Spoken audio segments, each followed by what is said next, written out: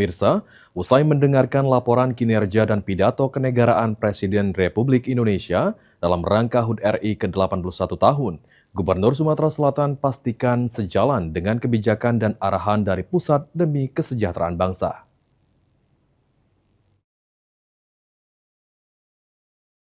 Usai mendengarkan pidato Presiden Republik Indonesia dalam rangka penyampaian laporan kinerja lembaga-lembaga negara dan pidato kenegaraan Presiden Republik Indonesia dalam rangka HUT RI ke-81, Gubernur Sumatera Selatan Herman Deru mengatakan, program-program yang dijalankan berjalan cukup baik.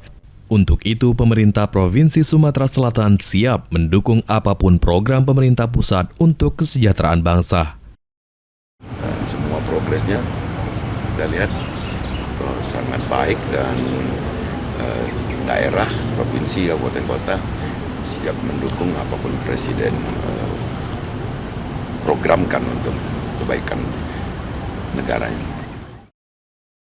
Beberapa hal disampaikan Presiden Prabowo, diantaranya pemaparan 121 kebijakan transformatif, capaian program MBG, layanan kesehatan gratis, serta penertiban pertambangan ilegal dan penegakan hukum kekayaan alam.